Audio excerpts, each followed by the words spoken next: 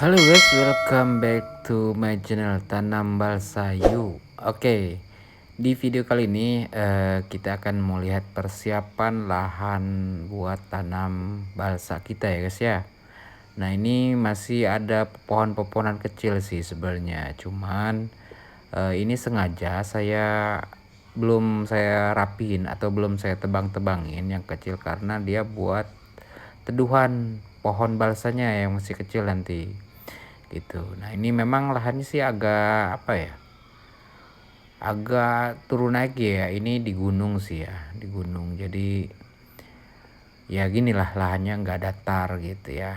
Dan ini banyak juga saluran-saluran air punya orang sih, ini saluran air dari gunung guys ya. Dan kebetulan ini tuh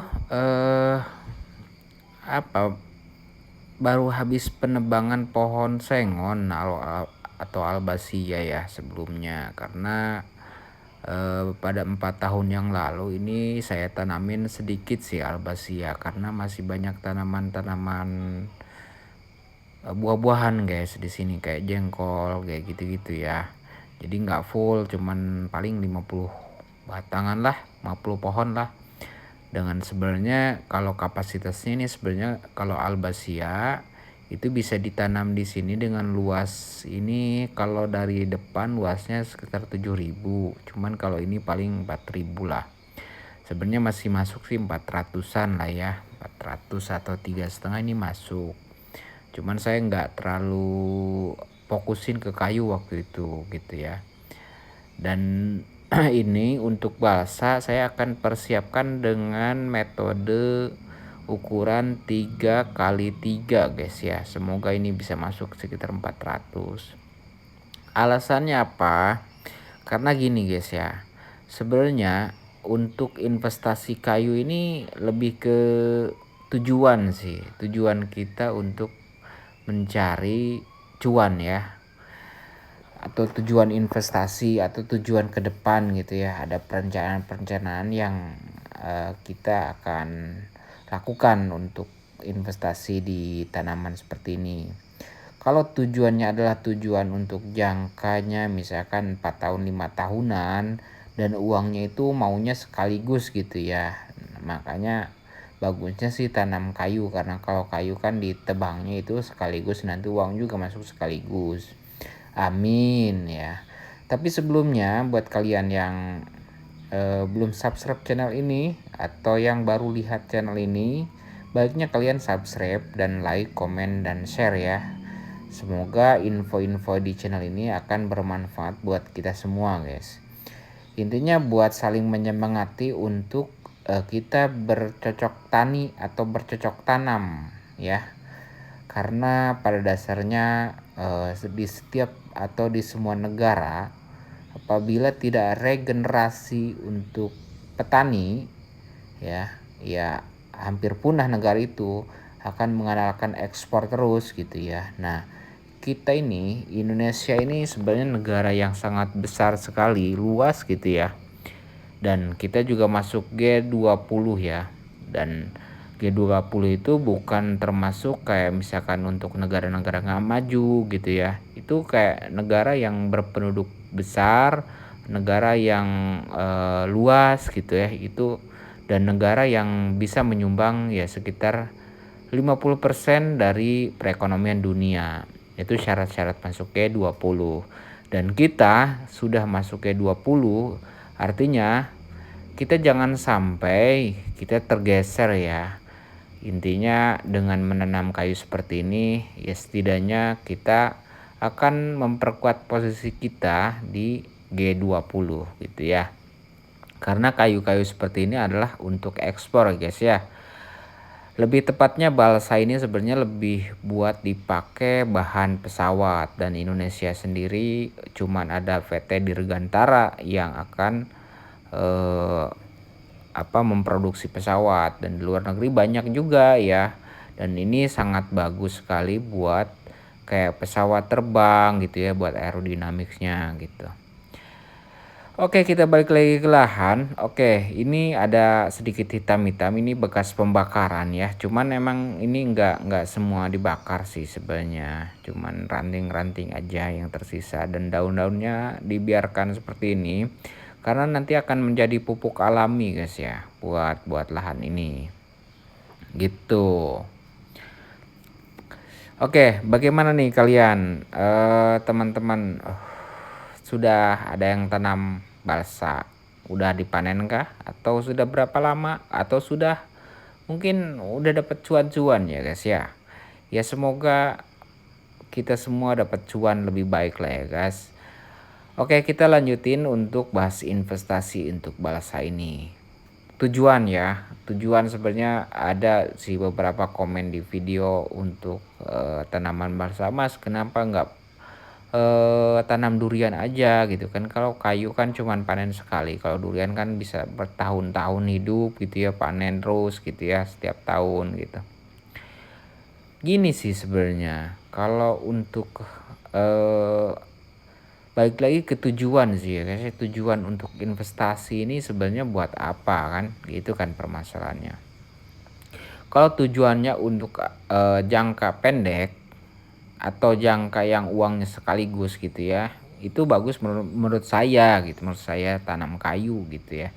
Kalau untuk misalkan, oh saya, kayak buat dana pensiun aja lah biar setidaknya setiap tahun ngalir uangnya gitu ya, ya buat, kehidupan saya gitu ya, bagusnya buat tanamnya itu buah-buahan gitu ya guys, kayak mungkin kelapa sawit gitu ya, atau mungkin kayak bagus juga sih kayak kalau kita dihususin kebun jengkol gitu ya, pete gitu khusus gitu, ya itu menghasilkan juga guys ya. Cuman memang untuk buah-buahan sekalinya tetap harus dirawat ya, harus dipupuk gitu ya. Kalau memang mau bagus buahnya, hasil panennya bagus tetap gitu ya. Cuman kalau untuk kayu menurut saya sepengalaman saya itu cukup 1 tahun aja kita merawat gitu ya, nanti selebihnya kita tinggal nunggu kayunya itu besar.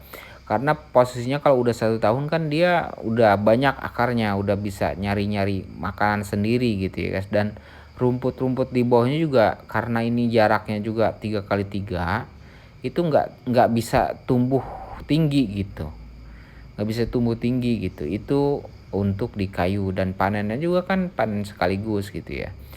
Jadi kalau saya pribadi tanam untuk kayu ini sebenarnya lebih kayak misalkan tujuan saya misalkan, oh saya pengen beli mobil nih misalkan 3 tahun atau 4 tahun kemudian daripada saya misalkan untuk kredit mobil, ya udah saya tanam kayu aja. Misalkan nih punya uang 20 juta. Nah, daripada misalkan uang 20 juta ini saya kasih DP mobil dan saya harus menyicil, lebih baik uang 20 juta ini saya tanam kayu, guys. Jadi sisanya nanti panennya buat beli mobil, ya kan? Kan gitu kan? Gitu. Jadi saya nggak harus mencicil lagi mobil itu, saya akan beli cash gitu. Jadi bebannya nggak terlalu berat gitu ya. Itu sebenarnya, gitu guys, ya.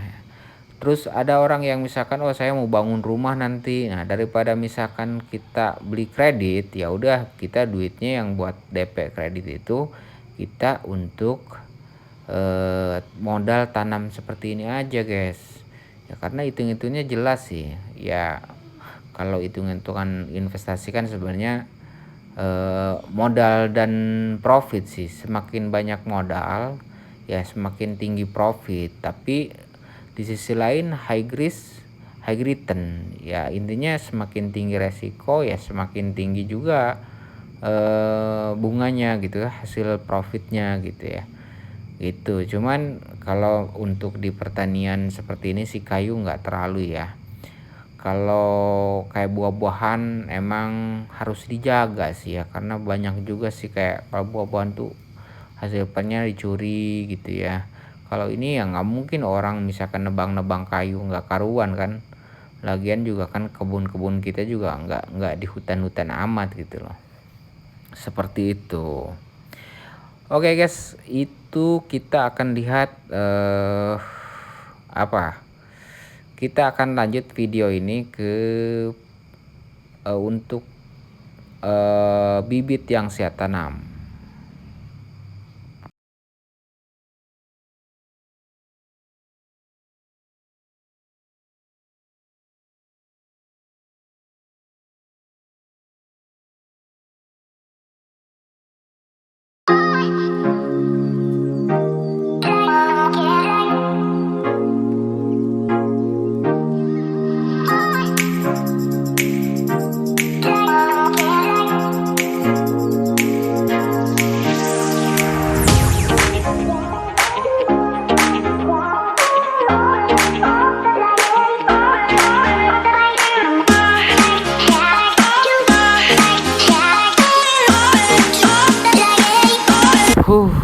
Oke guys, kita sudah sampai di untuk pembibitan yang siap tanam. Ini kita mau angkut ke sana, ke lahan tadi ya, untuk kita siap tanami. Ini kalau yang bibit buat siap tanam sebenarnya ngitungnya gini. Ini kebetulan semai sendiri ya guys ya. Jadi hitungannya kalau sudah 30 cm atau berdaun 5 aja, tandanya bibit udah siap dipindah ke lahan ya. Itu ini bibit-bibitnya. Dan mungkin kemarin tuh ada tanya gitu ya, berapa ukuran plastiknya itu ya. Nah, plastik buat persemaian kayak gini ini kan relatif singkat sih ya, cuman sebulan ini udah siap tanam. Nah, ini saya pakai plastiknya yang ukuran 15, tingginya tuh 15 ya. Lebar keseluruhannya 10. Jadi lebar kalau ditutup plastiknya lipat gitu cuman 5, cuman kalau dibuka itu total lingkarannya 10 atau 15 ya lingkarannya ya. Tapi kalau dicolok itu diameternya 10. Itu gitu guys ya. Dan ini kebetulan untuk pupuknya juga di video atau channel saya satu lagi ini sebenarnya pakai pupuk organik semua sih ya guys ya. Jadi ini kita sortir kalau misalkan buat tanam, kalau misalkan ada yang tidak sesuai bibitnya jangan dibawa guys ya.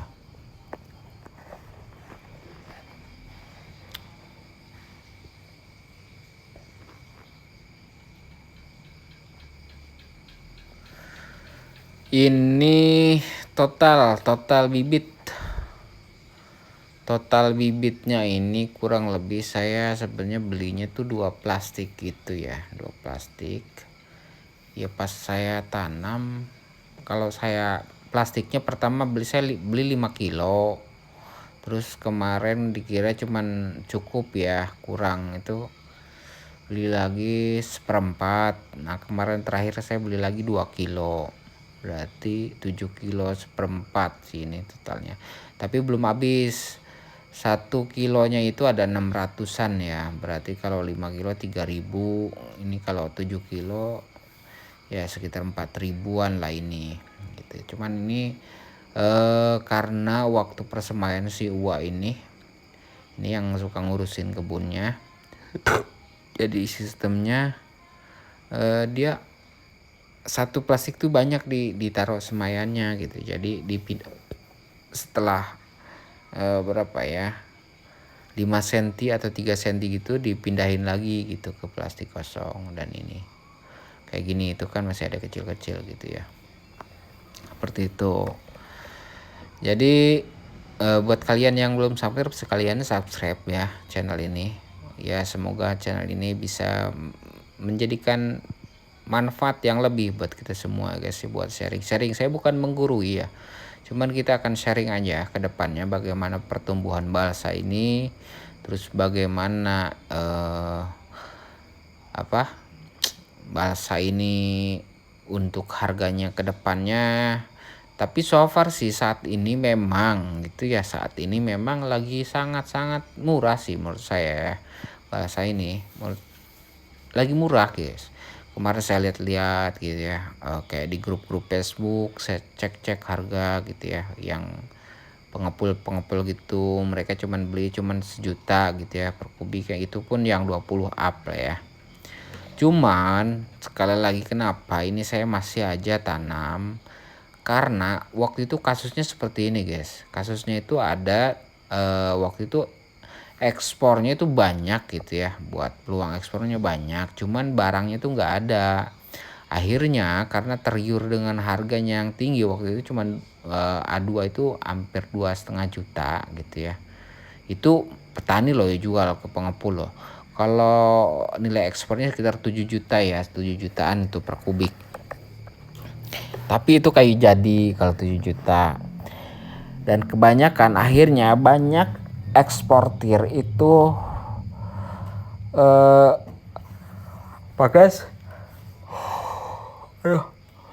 banyak eksportir yang bermain nakal.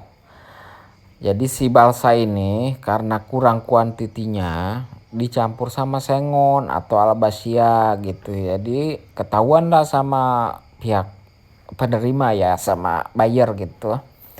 Akhirnya beberapa eksportir atau perusahaan eksportir itu eh, di blacklist gitu ya, blacklist. Jadinya cuman ada sedikit info eksportir saat ini. Cuman kan blacklist itu nggak permanen ya, cuman 3 tahun 4 tahun gitu. Jadi akhirnya kemungkinan ini semacam kayak monopoli harga, karena untuk pemain bahasanya jadinya sedikit yang bisa ekspor, sedangkan kayu ini banyaknya adalah permintaan buat ekspor karena dalam negeri sendiri belum dilirik ya, sama kayak misalkan kayak Sengon kan banyak nih pabrik-pabrik yang buat triplek, kalau ini belum gitu. Tapi kemungkinan sih bakal dilirik juga gitu ya kalau memang banyak gitu komoditinya gitu. Dan ini kita sudah sampai lahan lagi ya guys ya, lahan untuk persiapan. Kita masih shoot di lahan seperti ini. Ini juga banyak kelapa, tanaman kelapa ini yang kena bakar juga ya.